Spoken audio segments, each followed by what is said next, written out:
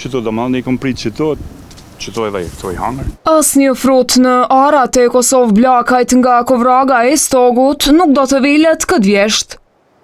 Rreth 5 hektar tokë me të mbjella ja shkatroi breshëri i 20 korrikut.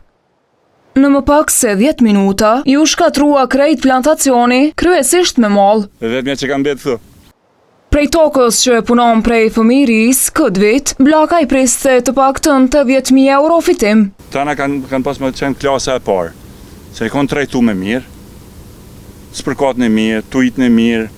Tash edhe dita e mollës që shënohet tradicionalisht çdo shtator në këtë fshat, nuk do ta ketë hjeshin e vet. Kësha një kur që mund me bo që shtone, me dëmtu që ka shumë, që kom jahi me do qikilqa. Mollët e këtij viti harroj krejt, kur pas e dëmet do ta përcjellin edhe viteve pasuese.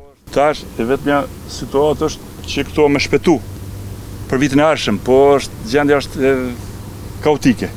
Ka dëmtu edhe sythat për vitin e arshëm. Pas çdo vargu punë, Bllakaj çlodhej bashkë me fqinjin e tij, Nazmiun, që i kanë afër pronat. Edhe ky punoi pa ndalur, por muaji i krejt sezonit ju bë rrafsh me tokë. Domi për momentin atë ditë ka qenë diku në rreth mos thamës mbi 200.000 euro. Për treg jo se jo, por Qazim Bllakaj shpreson të i shpëtojë ndonjë frut të paktën për industri. Mas pari syni e blerësa. Kur është përsi që e këto për shkak këtu veç ka nis infeksioni me ka brenda. Do thonë kjo tash veç është infektuar me brenda. Që.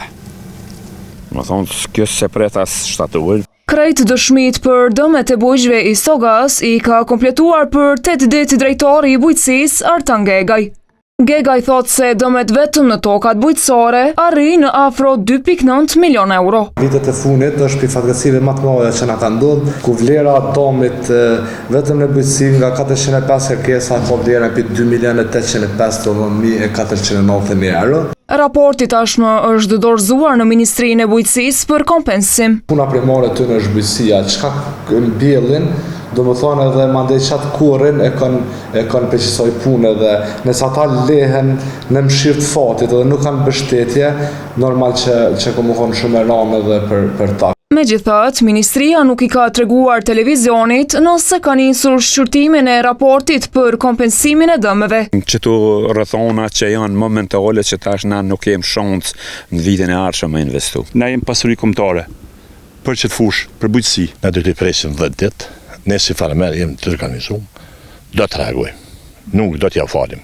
Edhe gjatë vitit 2025, i Stogu kishte dëme të konsiderueshme në tokat bujqësore nga reshjet, por asnjë cent bujqve nuk u doli në xhirologari.